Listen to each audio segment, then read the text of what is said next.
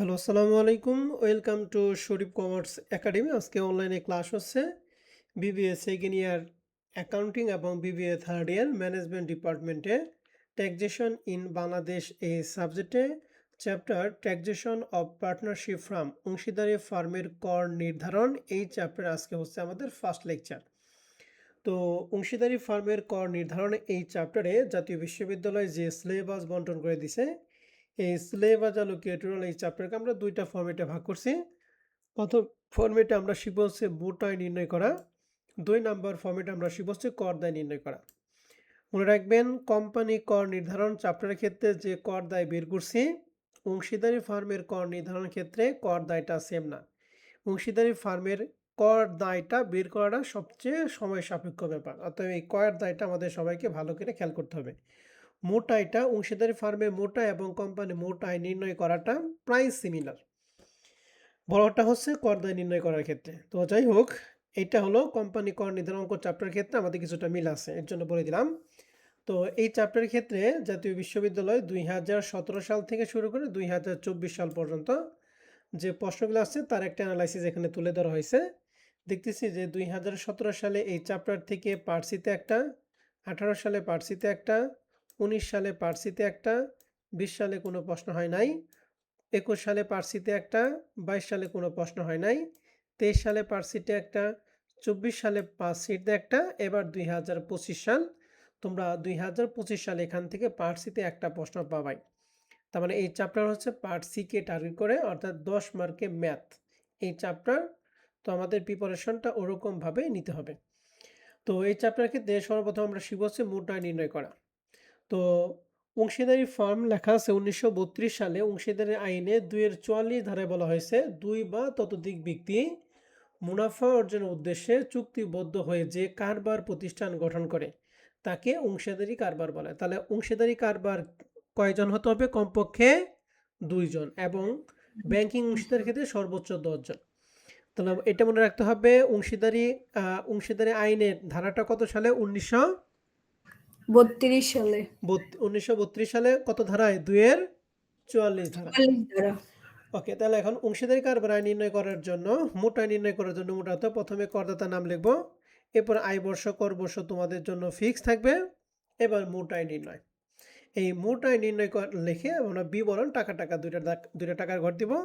এখন এই মোট আয় নির্ণয় করার জন্য শুরুতেই সেই কোম্পানি কর নির্ধারণের ক্ষেত্রে আমরা যে শুরু করছিলাম লাভ লোকসান হিসাব অনুযায়ী নিট লাভ, এখানেও সেই নিট লাভ দিয়ে আমরা শুরু করব। এই নিট লাভের সাথে আগের অঙ্কে যেমন অনুমোদনযোগ্য ব্যয়গুলি যোগ করছি, এখানেও সেমভাবে অনুমোদনযোগ্য ব্যয়গুলি যোগ করব। পরিবর্তন হচ্ছে, এখানে অনুমোদনযোগ্য ব্যয়গুলি অংশীদারদের নামে লেখা থাকবে। যেমন অংশীদারদের মূলধনের সুদ, অংশীদারদের বেতন, অংশীদারদের কমিশন, অংশীদারদের উত্তোলন, অংশীদারদের ঋণের সুদ। এখানে যে কয়টা আইটেম আছে প্রত্যেকটা আইটেমই অংশীদারদের নামে লেখা থাকবে। আর অংশীদারদের নাম ব্যতীত থাকবে দুইটা, একটা কুরিন সঞ্চিতি আর একটা হচ্ছে দান। এই দুইটা আইটেম অংশীদারদের নাম থাকবে না, সরাসরি থাকবে। তাহলে অনুমোদনযোগ্য ব্যয়গুলির মধ্যে আসবে অংশীদার দিয়ে যে ধরনের খরচগুলো, যেমন মূলধনের সুদ হতে পারে, বেতন হতে পারে, কমিশন হতে পারে, উত্তোলন হতে পারে এবং ঋণের সুদ হতে পারে। অংশীদারদের নাম ব্যতীত সরাসরি আইটেম থাকবে কয়টা বলো তো দেখি? দুইটা, কুরিন সঞ্চিতি এবং দান। তো নিট লাভের সাথে এই অনুমোদনযোগ্য ব্যয়গুলি আমরা প্রথমে যোগ করব, তারপর আমরা বিয়োগ করব হচ্ছে অব্যবসায়ী আয়। এই অব্যবসায়ী আয়গুলি লাভ লোকসান হিসাবে ক্রেডিট দিকে থাকবে। কি কি? যেমন বাণিজ্যিক বা সরকারি সিকিউরিটি সুদ, ব্যাংক সুদ, লভ্যাংশ, ভাড়া হতে নিট আয়। এই ভাড়ার ক্ষেত্রে একটা মোট আয় থাকে, একটা নিট আয় থাকে। কখন কোনটার কাজ কী করতে হবে সেটা আমরা পরে বলতেছি। তাহলে অব্যবসায়ীগুলি থাকবে লাভ লোকসান হিসাবে ক্রেডিট দিকে। কি কি? বাণিজ্যিক সিকিউরিটি সুদ অথবা সরকারি সিকিউরিটি সুদ, ব্যাংক সুদ, লভ্যাংশ, ভাড়া হতে নিট আয় অথবা ভাড়া হতে মোট আয়। যেটাই থাকবে সেটাই আমরা এখানে দিব, এবং অব্যবসায়ীগুলি আমরা বিয়োগ করে যেটা বের করব সেটা হচ্ছে ব্যবসা হতে আয়। এই ব্যবসা হতে আয়ের সাথে পুনরায় এই অব্যবসায় আয়গুলি আমরা যোগ করব। তবে যোগ করার ক্ষেত্রে আমাদের সমন্বয় কিছু কাজ করতে হবে। যেমন লভ্যাংশ, ব্যাংক জমা সুদ এবং স্থায়ী আমানতের সুদ, এই তিনটাকে আমরা 10% হারে মোট অঙ্কিত করব। কত পার্সেন্ট হারে বলো দেখি? 10% 10%। 10% আর হারে। বাণিজ্যিক বা সরকারি সিকিউরিটি সুদকে আমরা 5% হারে মোটাঙ্কিত করব। আর ভাড়া হতে নিট আয়টা এখানে যা যাবে এই যুগের ক্ষেত্রে আমাদের কি তাই যাবে। তাহলে অব্যবসায়ীগুলি যখন আমরা যোগ করব, যোগ করার ক্ষেত্রে আমাদের লভ্যাংশ, ব্যাংক জমা সুদ এবং স্থায়ী আমানতের সুদ এই তিনটাকে আমরা কত পার্সেন্ট হারে মোটাঙ্কিত করব? 10%। 10%। আর 10%। বাণিজ্যিক বা সরকারি সিকিউরিটি সুদের ক্ষেত্রে 5%? 5%। 5%। তাহলে ব্যবসায়িক আয়ের সাথে এই অব্যবসায় আয়গুলি যোগ করার পর যেটা হবে সেটাই হচ্ছে মোট আয়। তাহলে আমরা এখানে যা দেখলাম মোট আয় নির্ণয় করার জন্য যে স্টেপটা কোম্পানি কর নির্ধারণের ক্ষেত্রে ক্ষেত্রে সেম স্টেপটাই ছিল। তার মানে এই মোট আয় নির্ণয় করার ক্ষেত্রে পরিবর্তন নাই, পরিবর্তন শুধু এখানে অংশীদারের নামে লেখা থাকবে, এই তো।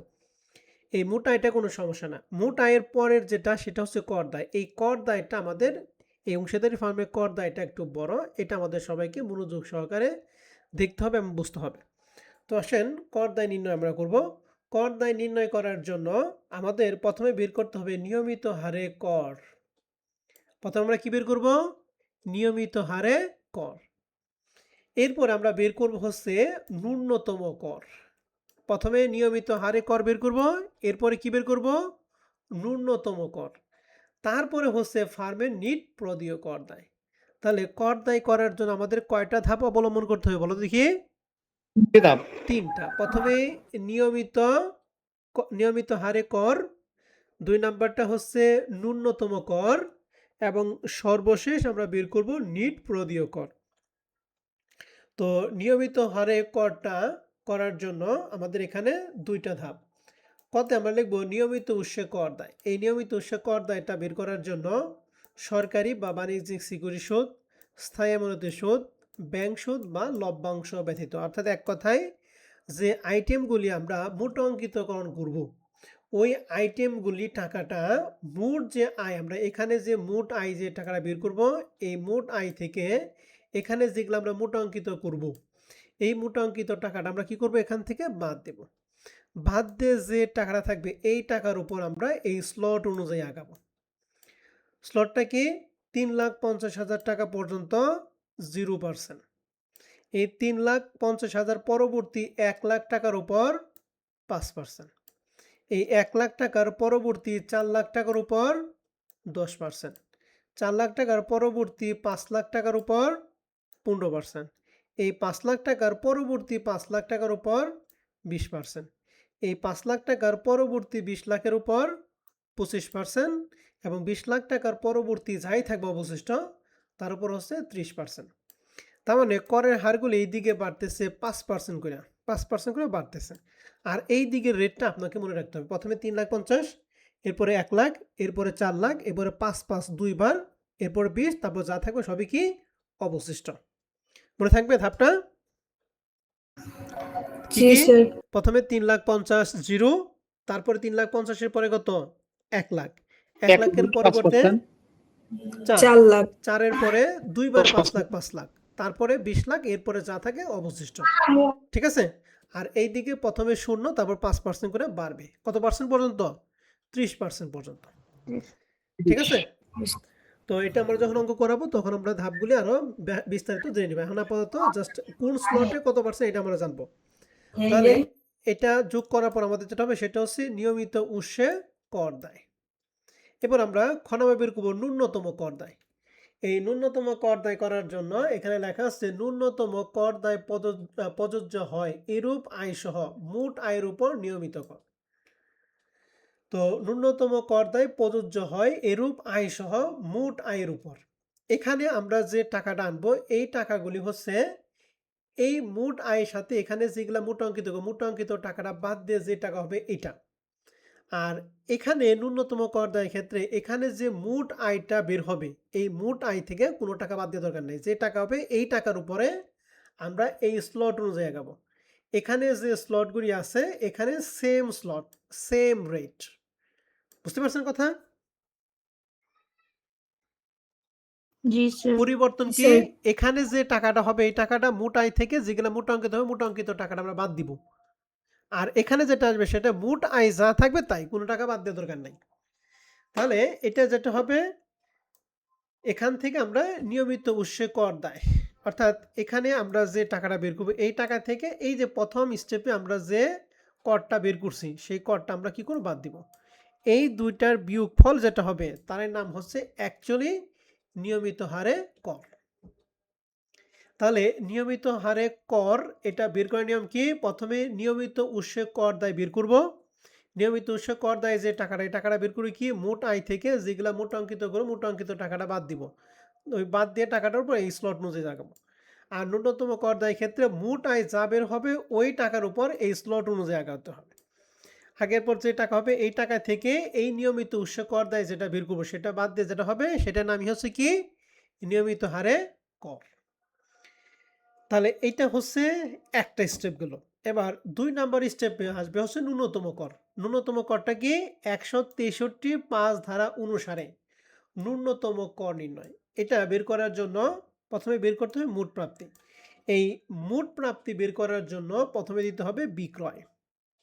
এই বিক্রয়ের সাথে যোগ করতে হবে লেখা আছে অকারবারে আয়ের মধ্যে যে সমস্ত আইটেমগুলি দেওয়া হয়েছে সেই নিট টাকাগুলি আসবে। মনে রাখতে হবে যে আইটেমগুলি মোট অঙ্কিত হয়েছে সেই মোট অঙ্কিত টাকাগুলি এবং যেগুলো সম্পূর্ণ কর দেওয়ার জন্য সেই টাকাগুলিও কি আসবে। এক কথায় এই বিক্রয় টাকার সাথে আমরা এই যে অব্যবসায় আয় যখন আমরা যোগ করব এই যোগের ক্ষেত্রে যেখানে যে আইটেমগুলি আসবে সে আইটেমগুলি হচ্ছে আমরা এই বিক্রয় টাকার সাথে আমরা কি করব যোগ করব।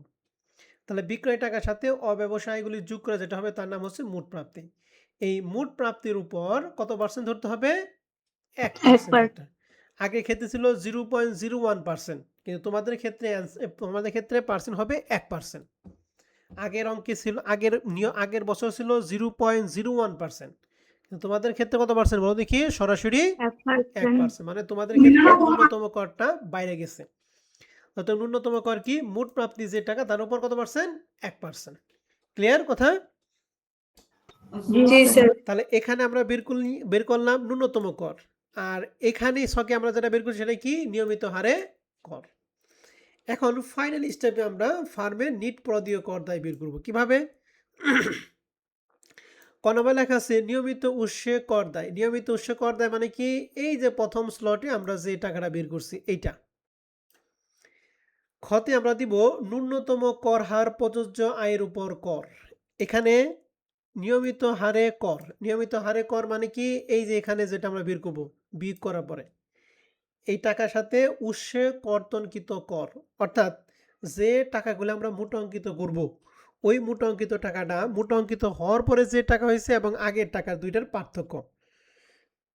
যেমন একটা টাকা ছিল 13,500, সেটা মোট অঙ্কিত হয়েছে 15,000 টাকা। তাহলে কত টাকা হয়েছে বাড়ছে 1500।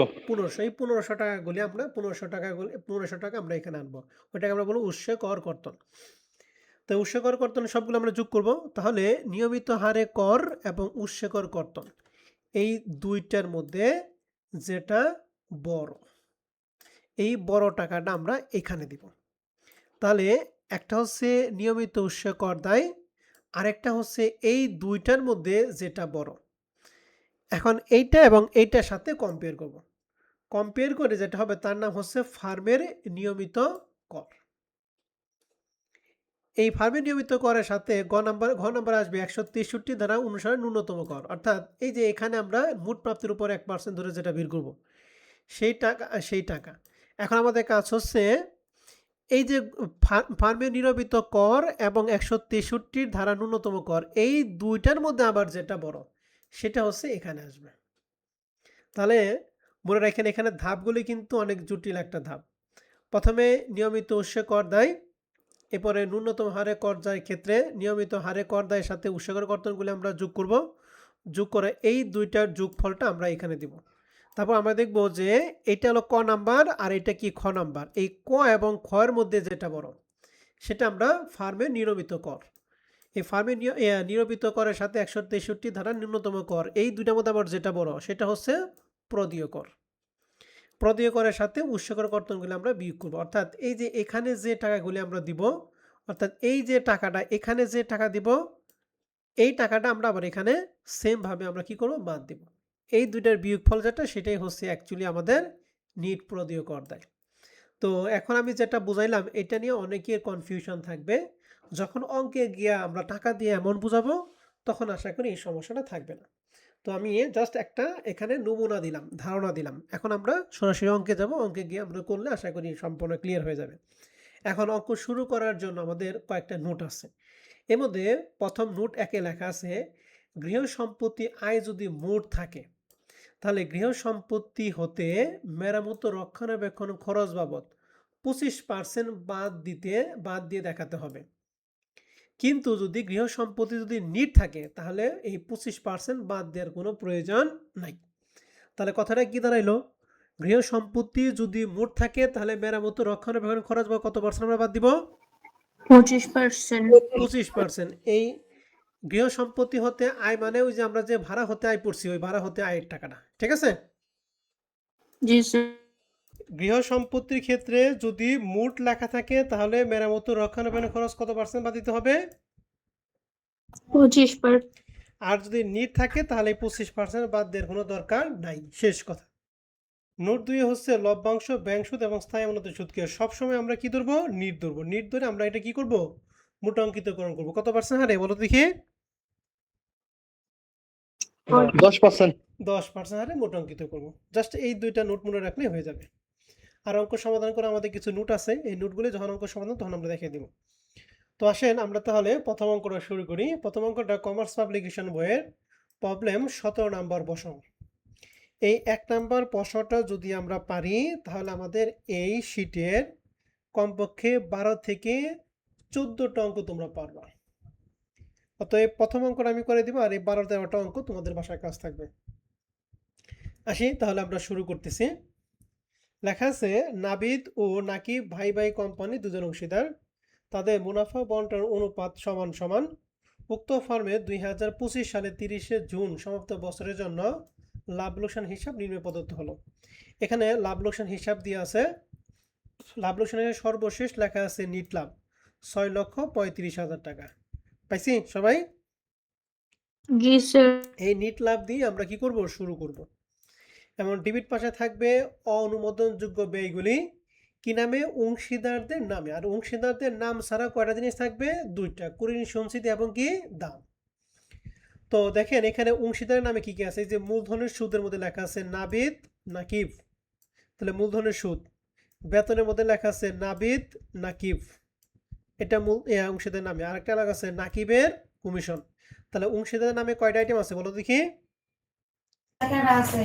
দুইটা। 3টা, মূলধনের সুদ, বেতন এবং কি কমিশন। আর অংশীদারের নাম ছাড়া আছে কি? কুরিন সঞ্চিতি, দান আমাদের প্রশ্নে নাই। তাহলে এই কয়েকটা আইটেমে আসবে অনুমোদনযোগ্য ব্যয়ের মধ্যে। তো আমরা অঙ্কটা সরাসরি শুরু করি। কর্তার নাম হচ্ছে নাবিদু নাকি ভাই ভাই কোম্পানি, আয় বর্ষ কর বর্ষ তোমাদের জন্য ফিক্সড, মোটাই নির্ণয়। প্রথমে লিখছি লাভ লোকসান হিসাবে নিট লাভ। এই নিট লাভটা এখানে ছিল 6,35,000, আমরা এখানে ছিল 6,35,000 টাকা। এর সাথে যোগ করছি অনুমোদনযোগ্য ব্যয়। প্রথমে লেখা আছে কুরিন সঞ্চিতি, টাকা ছিল 40। মূলধনের সুদ নাকিবের 50,000 টাকা, নাবিদের এবং নাকিবের হচ্ছে 30, দুইটা মিলে হচ্ছে 80,000 টাকা। বেতন নাবিদের ছিল 60, নাকিবের ছিল 50, দুইটা মিলে 1,10,000। আর শুধু নাকিবের কমিশন ছিল 80,000 টাকা। তাহলে এই চারটা যোগ করে 3,10,000, তাহলে 6,35,000, 3,10,000 টাকা যোগ করা হয় 9,45,000। অনুমোদনযোগ্য ব্যয়টুকু কি আমরা সবাই ক্লিয়ার? জি স্যার। এবার অকারবারে আয়গুলি থাকবে ক্রেডিট দিকে। কি কি অকারবারে আয়গুলি আছে একটু বলেন যে দেখি?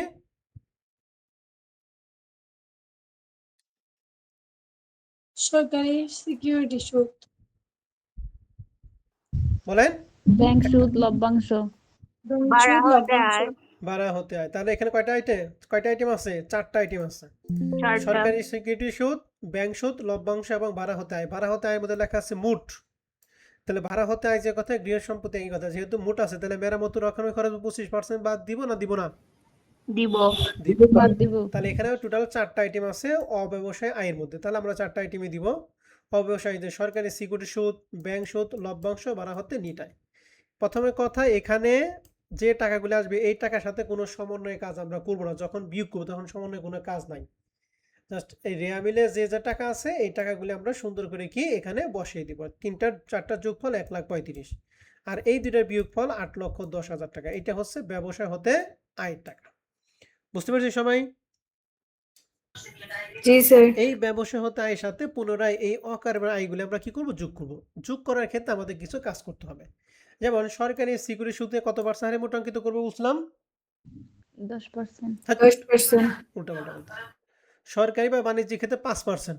এখন পরে আসলে এখানে 5% মিলে গেছে। তাহলে সরকারি সিকিউরিটির ক্ষেত্রে 5%। 21,000-কে 95 দ্বারা ভাগ 100 দ্বারা গুণ করে 22,105। ব্যাংক সুদ, লভ্যাংশ এগুলাকে আমরা কয় পার্সেন্টে মোটাঙ্কিত করব? 10%। 10%। এই যে 45,000 মোটাঙ্কিত হয়েছে 50,000, 9,000 মোটাঙ্কিত হয়েছে 10,000 টাকা।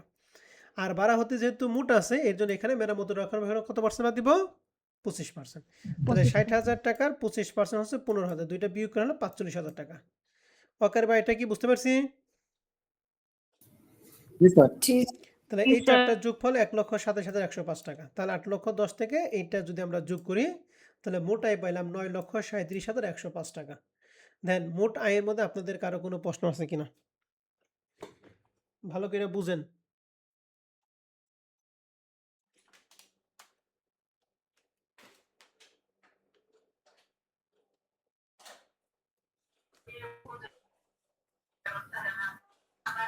নাই স্যার।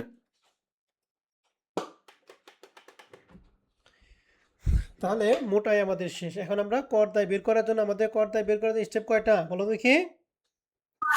3টা। তিনটা। স্টেপ। প্রথমে আমরা বের করব নিয়মিত হারে কর দায়। এই নিয়মিত হারে কর দায়টা বের করার দুইটা। ক নাম্বারে বের করব নিয়মিত উৎসে কর দায়। এটা বের করার জন্য আমরা এখানে যে মোট আয় বের করছি এই মোট আয়ের সাথে এখানে মোট অঙ্কিত করছি কয়টা আইটেম বলো দেখি? 4টা আইটেম। মোট অঙ্কিত করছি 3টা আইটেম নাকি? 3টা জি মোট স্যার। অঙ্কিত করছি না? আর ভাড়া হতে তো মেরামতের রক্ষণার খরচ বাদ দিছি আমরা। তাহলে 9,37,105 থেকে মোট অঙ্কিত করছি কত? 50,000 টাকা, 10,000 টাকা এবং 22,105 টাকা। এই 3টা মোট অঙ্কিত করছি। তাহলে ওই 3টা আমরা এখানে কি করছি? বাদ দিছি। তাহলে আমাদের টাকা রইল কত?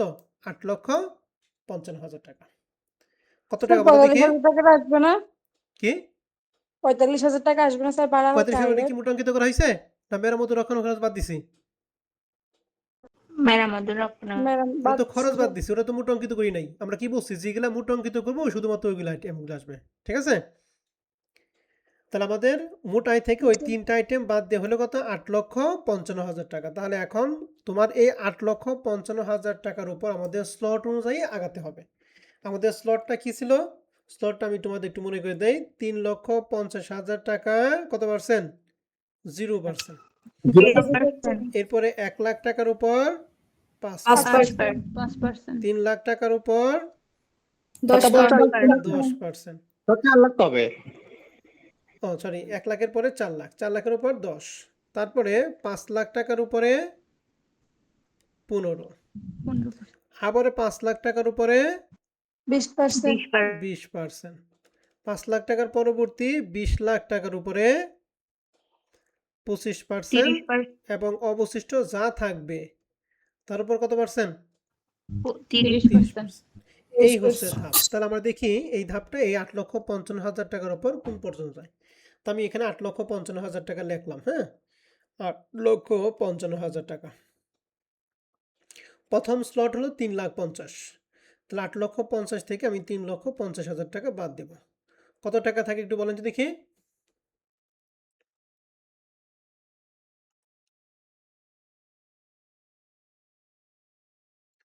কোনো জমিদারি ক্যালকুলেটর নাই। 5,05,000। 5,05,000 টাকা। 5। তাহলে আমি এই 3,50,000 স্লটটা কাজ করবো। তাহলে লিখছি প্রথম 3,50,000 টাকার উপর 0% মানে 0 টাকা। ক্লিয়ার? জি স্যার। জি স্যার। তাহলে এখন আমাদের মোট আয় হলো কত? 5,05,000 টাকা। 5,000। তাহলে প্রথম স্লট বাদ, প্রথম স্লটের পরবর্তী 1 লাখ টাকা। 1 লাখ টাকা কত পার্সেন্ট? 5%। প্রথম আমি আগে এখান থেকে বাদ দিব, কারণ এইটা আগে বাদ দিই। তাহলে থাকবে কত? 5,000। 4,05,000 টাকা। এখন এই 1 লক্ষ টাকা কাজ করবো, তো লিখছি পরবর্তী 1 লাখ টাকার উপর 1 লাখ টাকা 5% হচ্ছে 5,000 টাকা। আচ্ছা বুঝতে পারছি? জি জি স্যার। স্যার। তাহলে আমাদের প্রথম দুইটা স্লট শেষ। আমাদের টাকা আছে 4 লক্ষ কত? 5,000 টাকা। হ্যাঁ, এই তৃতীয় স্লটে কত টাকা পর্যন্ত? 4 লক্ষ। এটা কি 4 লাখ না 3 লাখ? 4 একজন লক্ষ। আমি লিখছিলাম 3 লাখ বলছে, একজন 4 লাখের কথা বলছিল। কনফিউশন করে। স্যার রুলসে তো 4 লাখই আছে। হ্যাঁ 4 লাখ ঠিক আছে, রুলসে 4 লাখ টাকা আছে। হ্যাঁ এখানে আমাদের এখানে 4 লাখ টাকা। হ্যাঁ তাহলে এখানে আমাদের আছে কত বলো দেখি? 4 লাখ 4,05,000। 4 লাখ 5,000। তাহলে আমি এখানে 4 লাখ টাকা বাদ দিব। তাহলে বাদ দিয়ে আমাদের হলো কত? 5,000 পাঁচ টাকা। 5 লাখ। আমি 4 লাখ টাকার কাজ করবো, তাহলে আমি পরবর্তী 4 লাখ টাকার উপরে কত পার্সেন্ট? 10%। তাহলে 4 লাখ টাকা 10% মানে কত টাকা? 40,000। বুঝতে পারছি? জি স্যার। তাহলে 3টা স্টেপ শেষ। পঞ্চম স্টেপে 5 লাখ টাকা বলো। হ্যাঁ কিন্তু আমাদের কি 5 লাখ টাকা আছে? নাই স্যার। আমার হাতে আছে কত? 5,000 টাকা। এই জন্য লিখবো অবশিষ্ট 5,000 টাকার উপর। এই 5 লাখ টাকার রেট কত পার্সেন্ট? 15%। তাহলে 5,000 টাকার 15% কত বের হয় বলেন তো দেখি?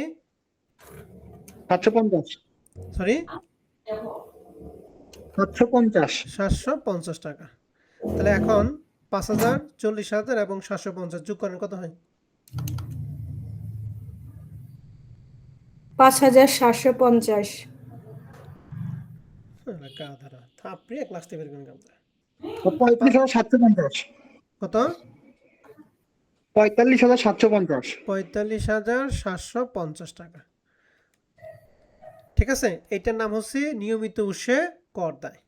ওই আগের ক্ষেত্রে 1 লাখ টাকার পরবর্তী 3 লাখ টাকা ছিল, কিন্তু এখানে চেঞ্জ করা হয় নাই, এর জন্য এটা গন্ডগোল হয়েছে। ঠিক আছে, এখানে 1 লাখ টাকার পরে কত লাখ বলো দেখি? স্যার 4 লাখ। আমাকে আরেকটু করে বুঝিয়ে দিবেন মানে আমরা কিভাবে পার্সেন্টটা ধরছি সেটা? এই যে আবার এই যে নিচে আসতেছি ওইটা বুঝাইতেছি, ভালো করে খেয়াল আচ্ছা করো, স্যার। তাই হয়ে যাবে। তাহলে এই যে টাকাটা বের করছি এটা কিন্তু ওই মোট আয় থেকে এই যে 3টা মোট অঙ্কিত করছি এই 3টা মোট অঙ্কিত টাকা বাদ দিয়ে যেটা ওইটা। কিন্তু এখন যেটা করব সেটা হচ্ছে আমাদের মোট আয়। মোট আয় এখানে কত ছিল বলো দেখি? 37,105। যখন আমরা ন্যূনতম কর দায় বের করবো তখন এই মোট আয় যে টাকা এই টাকা নিয়ে আমরা ক্যালকুলেশন, এখান থেকে কোনো টাকা বাদ দেওয়া যাবে না। তাহলে আমি এটা যে আগেরটা বোঝা না তার জন্য আমি এখানে আবার লিখে দিতেছি 9,00,000 কত জানি বললাম? 37,000 না?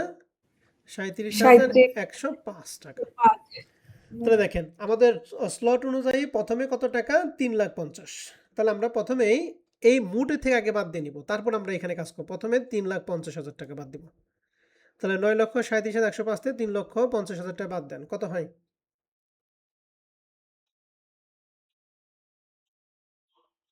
5,87,105। 5,87,105 না? জি ওকে, তাহলে আমি 3,50,000 বাদ দিয়ে তাহলে 3,50,000 টাকা কাজ করি। তাহলে 3,50,000 টাকা কত পার্সেন্ট? 0%। লিখছি প্রথম 3,50,000 টাকার উপর 0% মানে 0 টাকা। 3,50,000 পরবর্তী স্লট হচ্ছে কত টাকা বলো দেখি? 1 লক্ষ টাকা। 1 লক্ষ টাকা। এখন আমাদের এখানে আছে কত? 5,87,105। তাহলে অবশ্যই 1 লাখ টাকা বেশি আছে, এই জন্য আমি এখান থেকে 1 লাখ টাকা কি করব? বাদ দিয়ে দিব।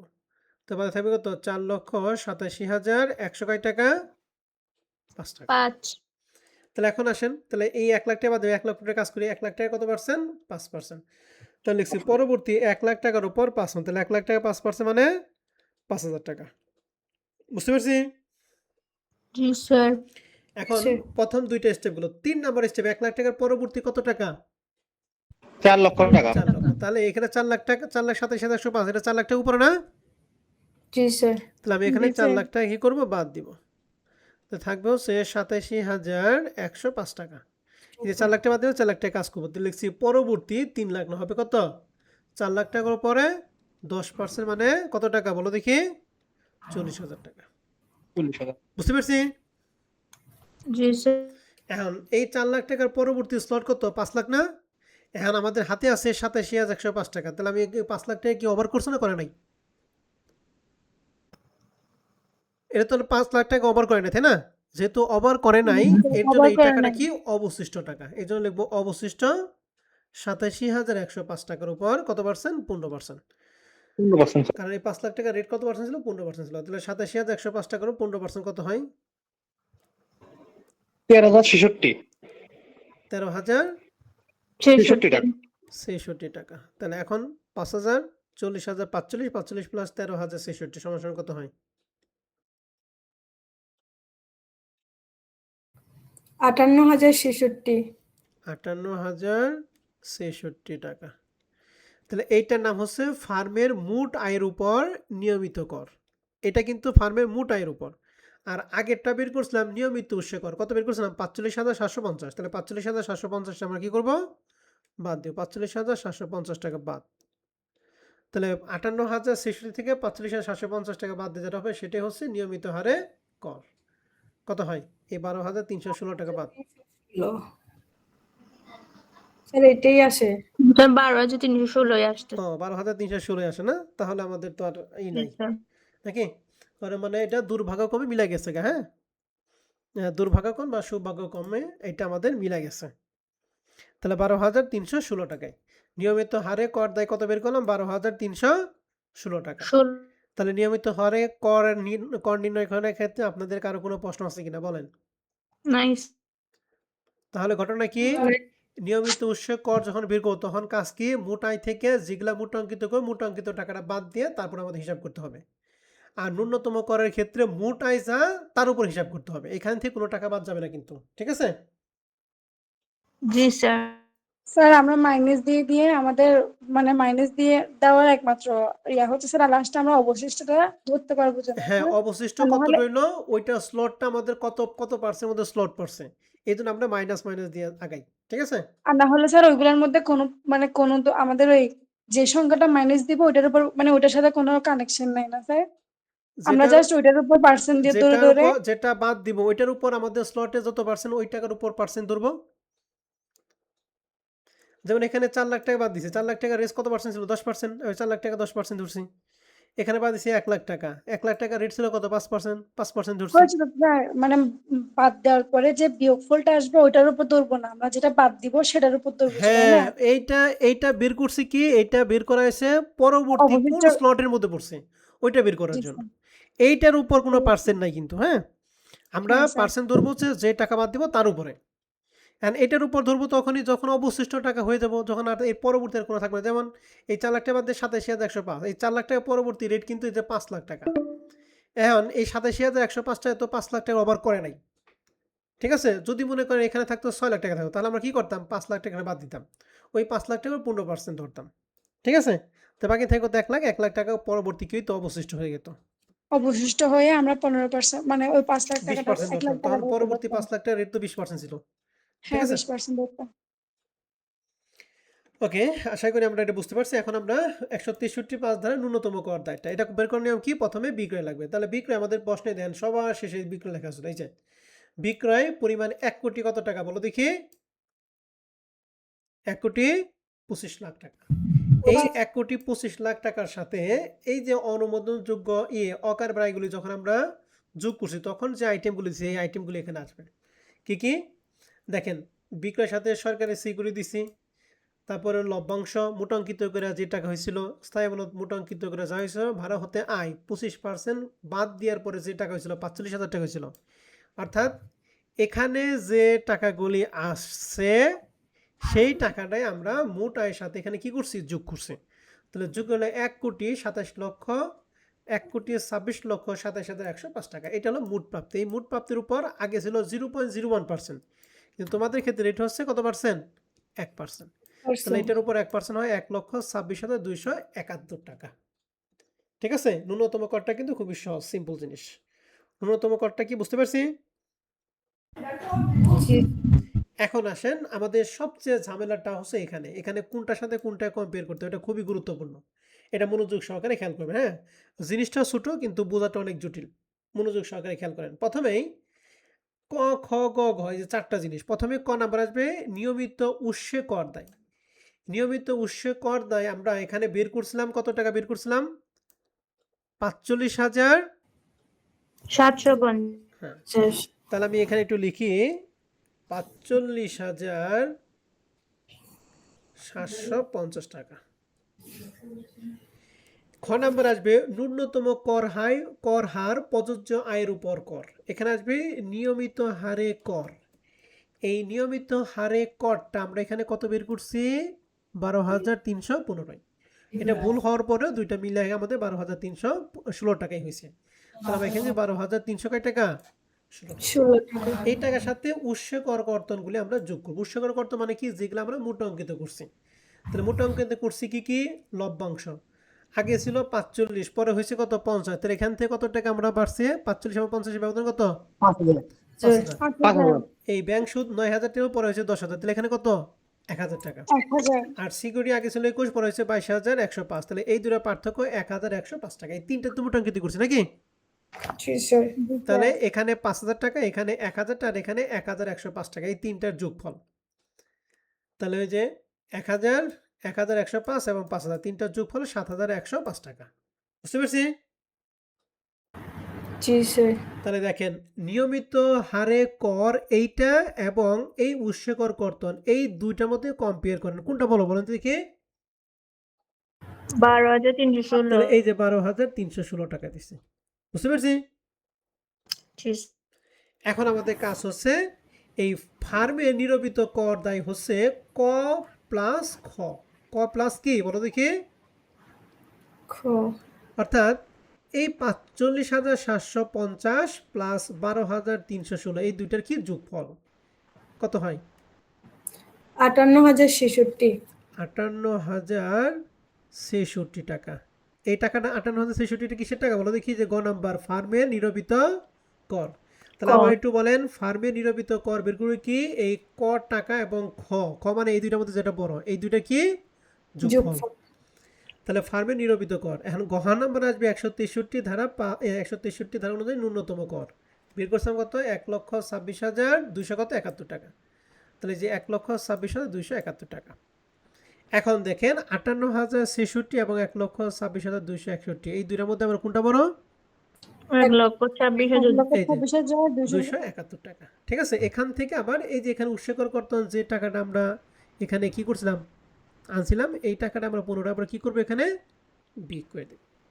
তাহলে 1,26,271 থেকে এই 7,105, এখানে কয়টা জিনিস? তিনটা, 1,000, 1,105 এবং 5,000। তাহলে 7,105 টাকা যদি বাদ দেয় তাহলে আমাদের নিট প্রদীয় কর দায় বের হবে 1,19,166 টাকা। তাহলে আমাদের অ্যান্সারের ক্ষেত্রে কোনো পরিবর্তন হয় না, কিন্তু এখানে যোগ বিয়োগটা পরিবর্তন হয়েছে। হ্যাঁ, দেখেন প্রদেয় কর দায়ের মধ্যে কোনো সমস্যা আছে কিনা? নাই স্যার। খুবই গুরুত্বপূর্ণ এই পার্টটা, একটু আগে আরেকবার একটু ভালো করে বুঝে নেন। গুরুত্বপূর্ণ পার্টটা কি বুঝছেন কিনা? তাহলে ফার্মে নিরবিত করটা কিভাবে বের করব? ক এবং ক্ষয়ের কি দুটার মধ্যে বড়টা না যোগফল?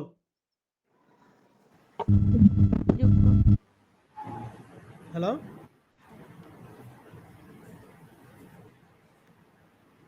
হ্যালো, স্যার যোগফল স্যার ক যোগফল, আর খ এর যোগফল ক এবং ক্ষয়ের যোগফল। গুড।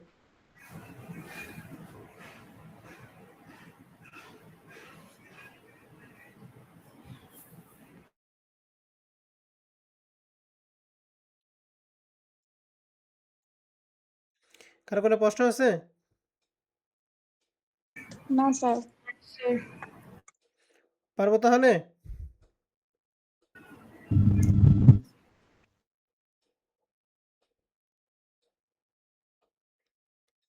হ্যালো, জি স্যার ওকে, ঠিক আছে। তাহলে এখন আমি আপনাদের কিছু বাসায় কাজ দিব। বাসায় কাজগুলো একটু মনোযোগ সহকারে খেয়াল করবেন। কমপক্ষে 12 থেকে 13টা অঙ্ক আপনারা পারবেন। দেখেন, আমাদের এই যে প্রবলেম 2 নাম্বার প্রশ্নটা 2019 সালে পার্ট সি এর 15 নম্বর প্রশ্নে আসছিল, 10 মার্কের প্রশ্ন। এখানে কুরিন সঞ্চিতি আছে, মূলধনের সুদ, বেতন এবং নুরুলের কি কমিশন। ঠিক আছে?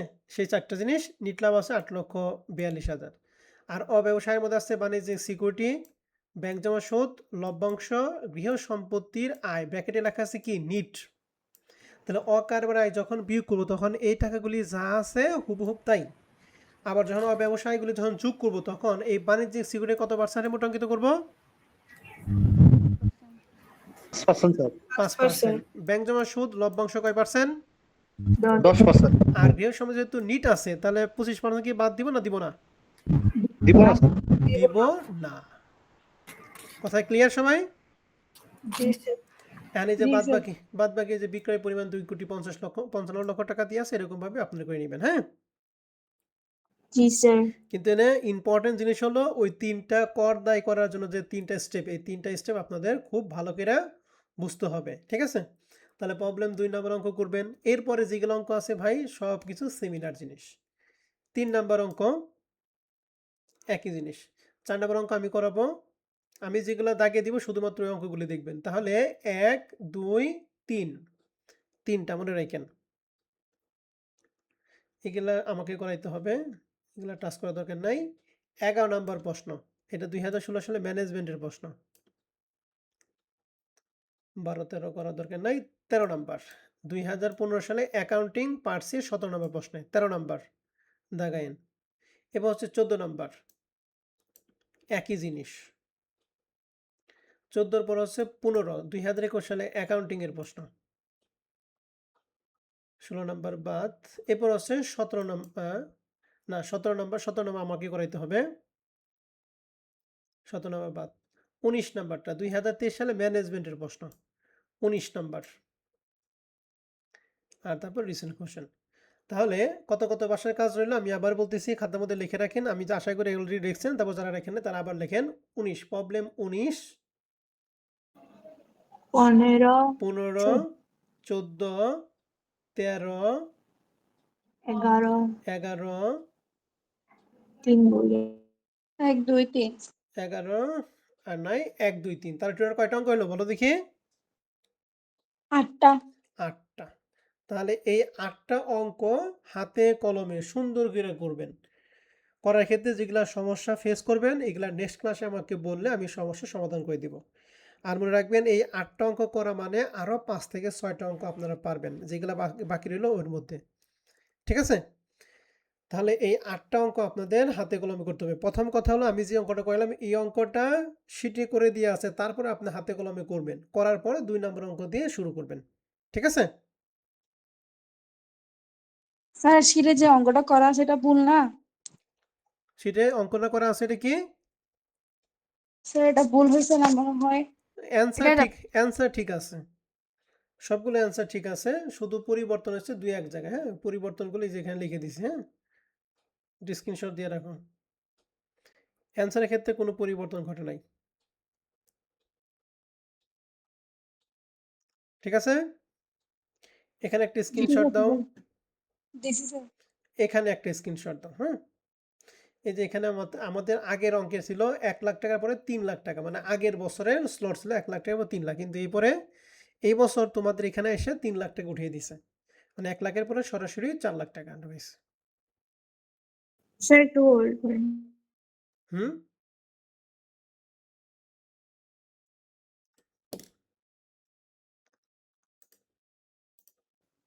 স্যার নিচে একটু ওটা একটু আনেন তো। নিচের টুকুইটা হয়েছে? জি স্যার। জি স্যার। ওকে, ঠিক আছে, তাহলে অঙ্কগুলি করেন। যেটা সমস্যা হবে সেটা আপনারা গ্রুপে বলতে পারেন। আর নেক্সট ক্লাস তো আমাদের আছেই, নেক্সট ক্লাসে আমরা সমস্যার সমাধান করে দিব। হ্যাঁ, তো আজকে ক্লাস আমাদের এই পর্যন্ত থাকবে। তাহলে সবাই ভালো থাকো, আল্লাহ হাফেজ।